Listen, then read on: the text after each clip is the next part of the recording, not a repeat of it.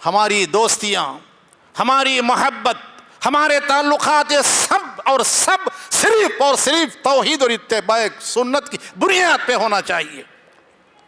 اگر یہ حمیت ہمارے اندر نہیں ہے تو ہم سمجھ جائیے کہ ہم نے اسلام کو نہیں سمجھا ہے، ہم نے توحید کو نہیں سمجھا ہے، ہم نے اتباع سنت کو نہیں سمجھا ہے۔ اللہ رب العالمین نے فرمایا انما المؤمنون اخوہ فاصلحوا بین اخویکم، تم بھائی بھائی ہو، بھائی بھائی ہونے کی بنیاد پر، موحد ہونے کی بنیاد پر تمہاری یہ ذمہ داری ہے کہ اگر آپ کا کوئی موحد بھائی، اگر آپ کا کوئی مومن بھائی شہر کے، ریاست کے کسی بھی کونے میں رہتا ہو، اس پر کوئی آفت آئے، مصیبت آئے، آپ کو سمجھنا چاہیے کہ یہ میری اپنی مصیبت ہے، یہ میری اپنی پریشانی ہے۔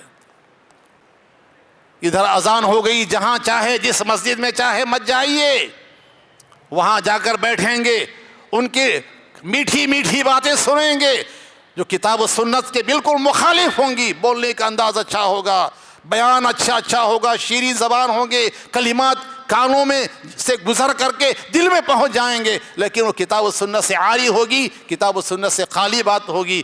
آہستہ آہستہ آپ اپنا مسلک بدل دیں گے۔ کم از کم ایک دن میں ایک مرتبہ جس مسجد اہل الحدیث میں درس حدیث، درس قرآن ہوتا ہے، کتنی ہی دور کیوں نہ ہو، آپ کے لیے لازم ہے، ضروری ہے کہ اس مسجد میں جا کر کے آپ باقاعدہ وہاں درس حدیث، درس قرآن سنیں۔ ہمارے بہت سے نوجوانوں کا حال یہ ہے، عید میلاد النبی کے موقع پر نوجوانوں کا رقص زرق و برق، وہ جھنڈے اور دیکھ کر کے شیطان جس طرح ان کو اکساتا ہے، ابھارتا ہے، اور وہ بھی ان کے ساتھ شامل ہو جاتے ہیں اور سمجھتے ہیں کہ ہم اہل الحدیث کے اہل الحدیث ہیں۔ میں نے سنا تھا کہ ایک شرابی رات میں آتا، اپنی بیوی سے کہتا زینب طلاق، زینب طلاق، زینب طلاق۔ صبح میں بیوی کی بیوی، میاں کے میاں۔ کسی نے پوچھا کہ زینب کیا معاملہ ہے کہ ہر دن طلاق دیتا ہے لیکن طلاق پڑتی ہی نہیں کیا؟ تو کہتی تھی وہ کہ میں اگر آنکھ پہ لیتی ہوں تو پڑے گا نا، میں تو آنکھ پہ لیتی ہی نہیں۔ یہ صورتحال ہو گیا ہے کہ ادھر بھی دونوں طرف دھائیں اور سمجھتے ہیں کہ ہم اہل الحدیث سے، نہیں، ہرگز نہیں، اس سے توبہ کیجئے۔ وَقُلْ جَاءَ الْحَقُّ وَزَهَقَ الْبَاطِلُ إِنَّ الْبَاطِلَ كَانَ زَهُوقًا۔ السلام علیکم ورحمۃ اللہ وبرکاتہ۔ الحمد للہ رب العالمین وبہ نستعین والصلاة والسلام علی سید المرسلین وعلی آلہ واصحابہ واہل بیتہ وسلم اجمعین، اما بعد۔ اعوذ باللہ من الشیطان الرجیم، بسم اللہ الرحمن الرحیم۔ انما المؤمنون اخوۃ فاصلحوا بین اخویکم واتقوا اللہ لعلکم ترحمون۔ صدر اجلاس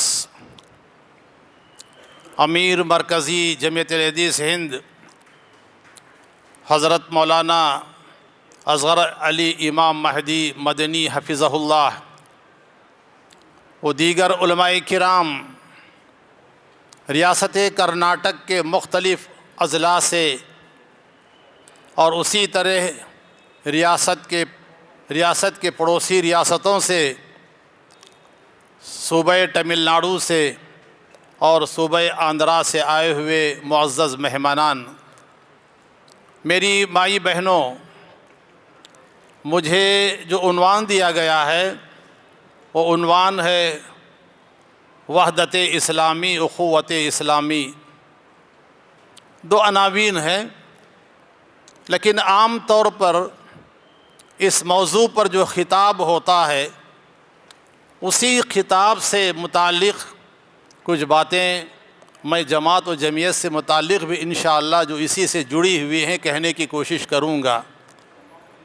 اللہ رب العالمین سے دعا فرمائیے کہ اللہ رب العالمین ہمیں کہنے سننے سے زیادہ عمل کی توفیق عطا فرمائے۔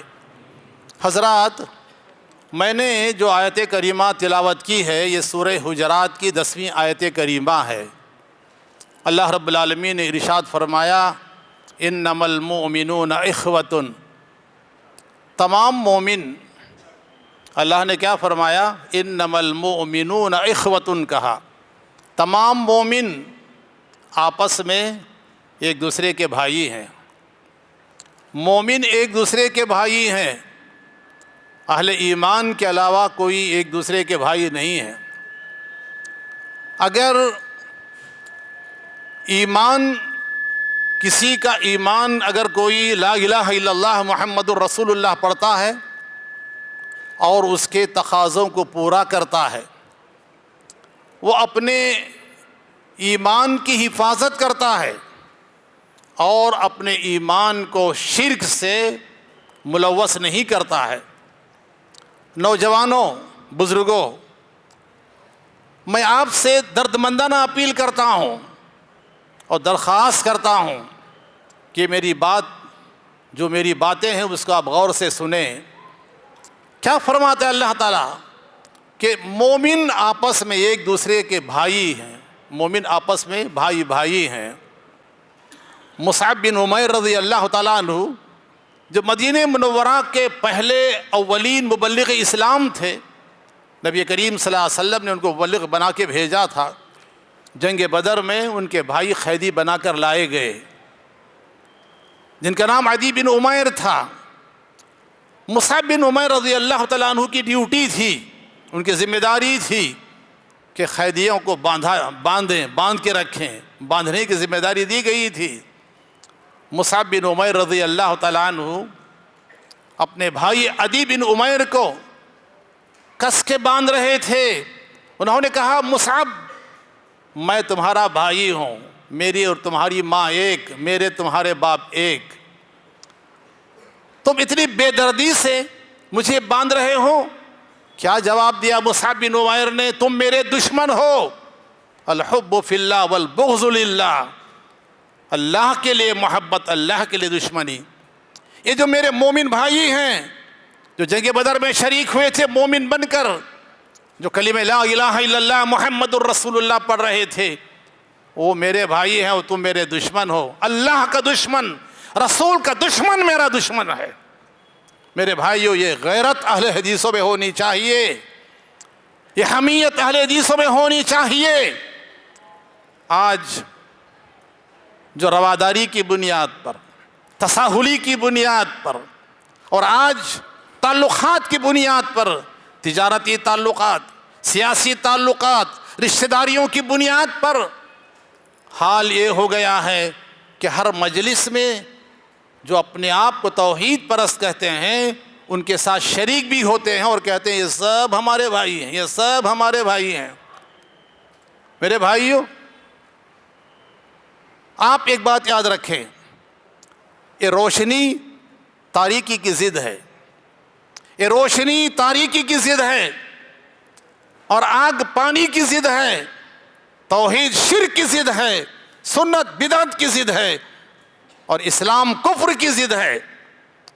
جہاں کفریہ اعمال شروع ہو گئے وہاں سے اسلام رخصت ہو گیا، اور جس گھر میں، جس خاندان میں، جن افراد میں شرک کے عقائد آ گئے وہاں سے عقیدہ توحید رخصت ہوتا چلا گیا۔ آپ دیکھتے ہیں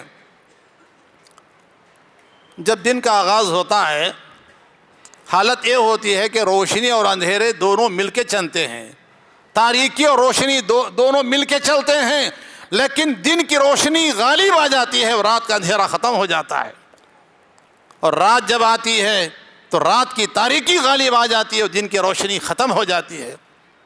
ہماری دوستیاں، ہماری محبت، ہمارے تعلقات، یہ سب اور سب صرف اور صرف توحید اور اتباع سنت کی بنیاد پہ ہونا چاہیے۔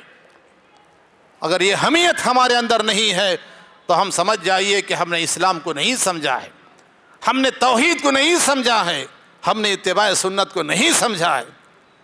اللہ رب العالمین نے فرمایا، انما المؤمنون اخوہ فاصلحوا بین اخویکم، تم بھائی ہو، بھائی ہونے کی بنیاد پر، موحد ہونے کی بنیاد پر تمہاری یہ ذمہ داری ہے کہ اگر آپ کا کوئی موحد بھائی، اگر آپ کا کوئی مومن بھائی شہر کے، ریاست کے کسی بھی کونے میں رہتا ہو، اس پر کوئی آفت آئے، مصیبت آئے، آپ کو سمجھنا چاہیے کہ یہ میری اپنی مصیبت ہے، یہ میری اپنی پریشانی ہے۔ صحابہ کرام کے درمیان میں جس طرح کی محبت تھی، نبی کریم جناب محمد الرسول اللہ صلی اللہ علیہ وسلم نے صحابہ کرام کے درمیان جو بھائی چارہ فرمایا تھا، سارے صحابہ کرام کو، مومنوں کو محبت کی لڑی میں پرو دیا تھا۔ آپ نے واقعات بہت سے سنے ہیں۔ سعد بن ربیع، عبد الرحمن بن عوف رضی اللہ تعالیٰ عنہ کا واقعہ آپ نے سنا ہے۔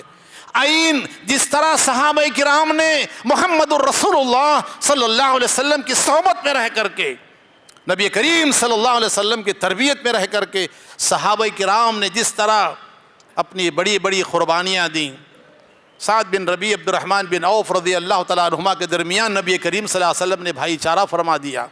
ایک انصاری ہیں، ایک مہاجر ہیں۔ سعد بن ربیع رضی اللہ تعالیٰ عنہ عبد الرحمن بن عوف رضی اللہ تعالیٰ عنہ اپنے گھر لے گئے، کہا یہ گھر ہے اور سب کو معلوم ہے کہ میں انصار کا سب سے بڑا مالدار آدمی ہوں، میری دولت، میرے پاس جو کچھ کے ہیں اس میں تمہارا حصہ ہے، اس لیے کہ تم میرے مومن بھائی ہو۔ اسلام کی بنیاد پر، ایمان کی بنیاد پر جو رشتہ ہوتا ہے وہ خونی رشتے سے زیادہ مضبوط ہوتا ہے، وہ خونی رشتے سے زیادہ استوار ہوتا ہے، وہ خونی رشتے سے زیادہ قابل احترام ہوتا ہے۔ کہا لو یہ سونا لو، وہ چاندی لو، یہ مکان لو، یہ باغ لو، جائیداد لو، میرے گھر 2 بیویاں ہیں، اس میں سے جو تمہیں پسند آئے، تم نوجوان ہو، یہاں لڑکیاں نہیں ہیں، میری بیوی کو سمجھا لوں گا، ان سے نکاح بھی کر لو۔ یہ واقعہ ہم سنتے ہیں، کیا آپ کو یہ واقعہ بھی معلوم ہے؟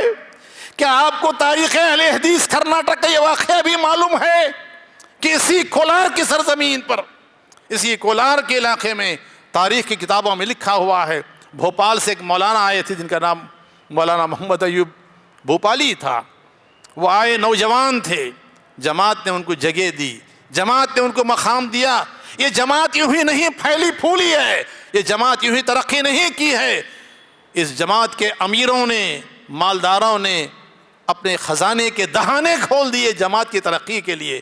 علماء کرام نے اپنی قربانیاں دیں، علماء کرام نے وقت دیا، علم اور مال خرچ کیا، تب جا کر کے یہ سارا علاقہ قال اللہ قال الرسول صلی اللہ علیہ وسلم سے گونج اٹھا ہے۔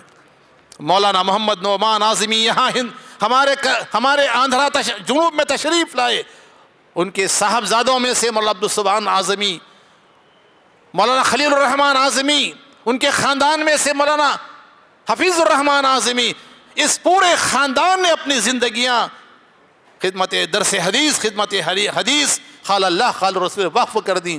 اسی طرح بھوپال سے تشریف لائے مولانا ایوب صاحب بھوپالی، نوجوان تھے، نکاح کرنا چاہتے تھے، ان کے ایک ساتھی تھے، کیسے کیسے نوجوان علماء کے ساتھی ہوا کرتے تھے، علماء کے لیے کیسی کیسی بڑی بڑی قربانیاں دیا کرتے تھے۔ ایک بڑے خاندان کے گھر میں نوجوان نے، جو ان کا اپنا سسرال تھا، رشتے کا پیغام بھیجا۔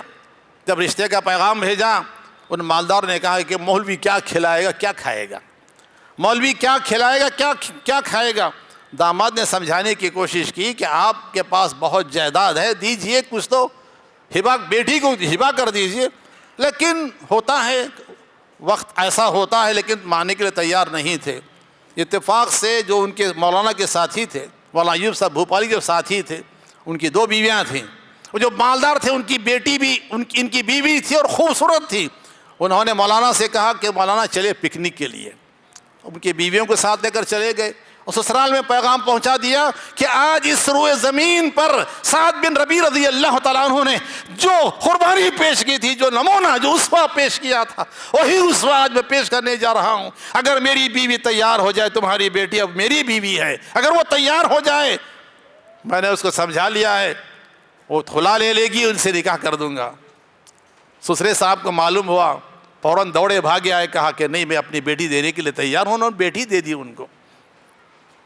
یہ ہماری محبت، یہ ہماری اخوت، یہ ہمارا جذبہ، یہ ہماری حمیت، یہ ہماری غیرت توحید کتاب و سنت کی بنیاد پہ ہونی چاہیے۔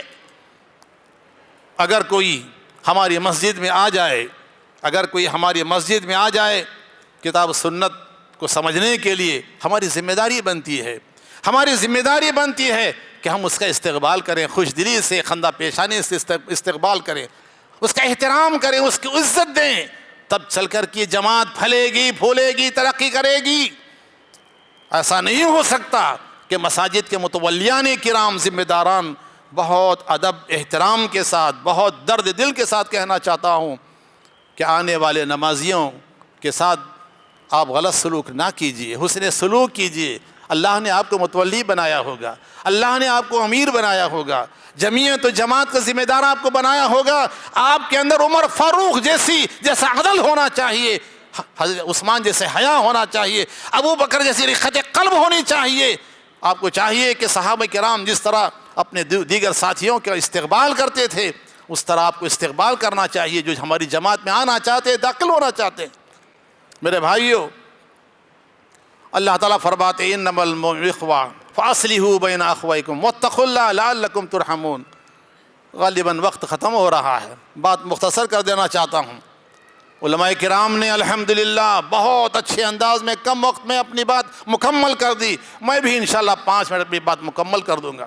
اللہ نے فرمایا فاصلحوا بین اخویکم، اگر جماعتی بھائیوں میں، جماعتی اخوان میں کسی بات پر کوئی اختلاف رائے ہو جائے، اونچ نیچ ہو جائے، آگے پیچھے ہو جائے، اس کو ہوا دے کر کے ہوا کھڑا نہ کیجئے، اور اس کی اتنی تشہیر نہ کیجئے کہ لوگ کہنے پہ مجبور ہو جائیں کیسی مسجد ہے، یہ کیسی جماعت ہے، چھوٹی چھوٹی باتوں پر لڑتے جھگڑتے ہیں۔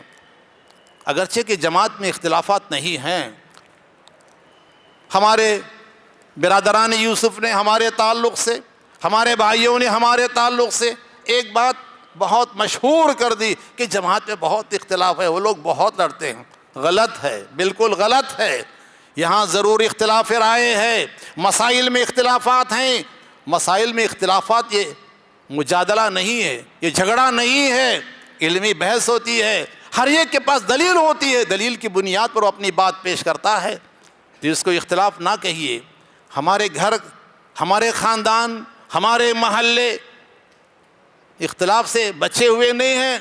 کبھی ہم اپنے گھر کے مسائل کو، اختلاف کو باہر جا کے ہم ظاہر نہیں کرتے، اور ہم سننا بھی پسند نہیں کرتے کہ ہمارے گھروں میں اختلاف ہے۔ اگر کوئی کہے کہ فلاں کے گھر میں اختلاف ہے، ہمارا نام لے کر ہم سختی سے اس کی تردید کریں گے۔ جماعتی فرد ہونے کے ناطے نوجوانوں، بزرگوں، بچوں، سب سے میری خواہش، میری یہ گزارش ہے کہ اس سلسلے کو بند کیجئے، کہنا بند کر دیجئے کہ جماعت میں اختلاف ہے۔ اس وقت روئے زمین پر اگر کوئی جماعت قال اللہ قال الرسول کی بنیاد پر متحد ہے تو صرف اور صرف جماعت اہل الحدیث ہے۔ جماعت اہل حدیث متحد و متفق ہے۔ اختلافات ہوتے ہیں، انسان کی فطرت ہے، اختلافات ہوتے ہیں، اس کو بنیاد نہ بنائیے۔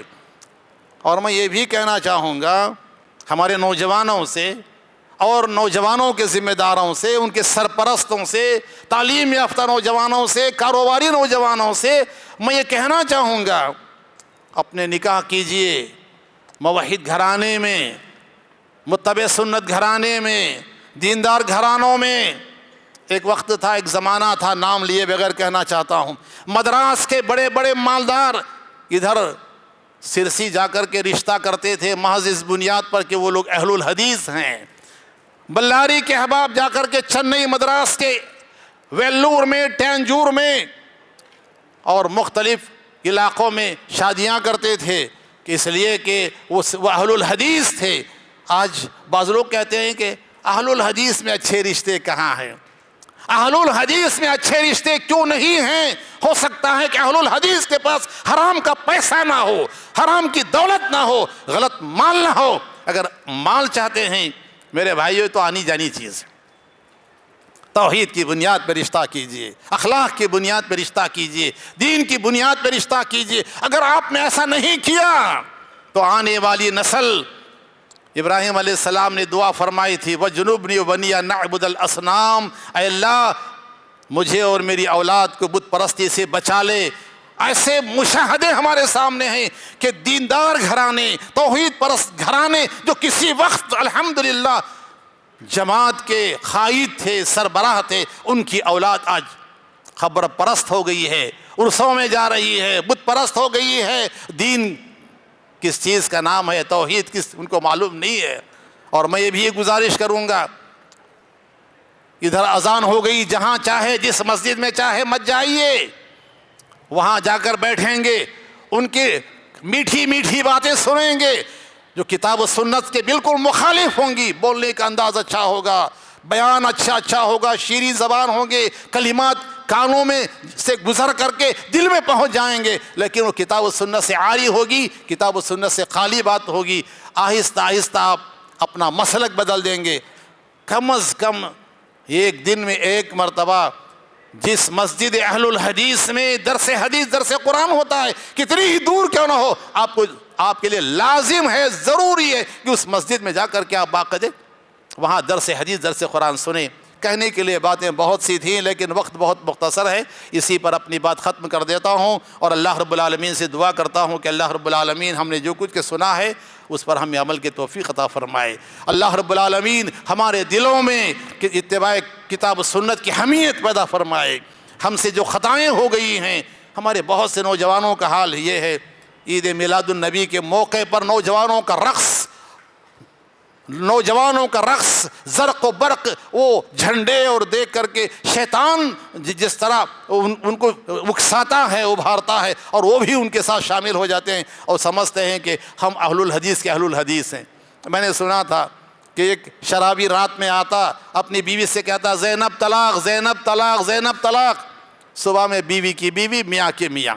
کسی نے پوچھا کہ زینب کیا معاملہ ہے کہ ہر دن طلاق دیتا ہے لیکن طلاق پڑتی ہی نہیں کیا؟ تو کہتی تھی وہ کہ میں اگر آنکھ پہ لیتی ہوں تو پڑے گا نا، میں تو آنکھ پہ لیتی ہی نہیں۔ یہ صورتحال ہو گیا ہے کہ ادھر بھی دونوں طرف ہیں اور سمجھتے ہیں کہ ہم اہل الحدیث سے، نہیں، ہرگز نہیں۔ اس سے توبہ کیجئے، اللہ تعالیٰ سے دعا ہے کہ اللہ تعالیٰ ہم کو مسلک پر عمل کرنے کی ہمیں توفیق عطا فرمائے، کتاب و سنت کی اہمیت کو سمجھنے والا بنائے، اور تاحیات اللہ تعالیٰ جب تک دنیا میں رکھے، دنیا سے اٹھائے، اللہ تعالیٰ ہمیں توحید کے ساتھ اٹھائے۔ صلی اللہ علیہ النبی وآخر دعوانا ان الحمد للہ رب العالمین۔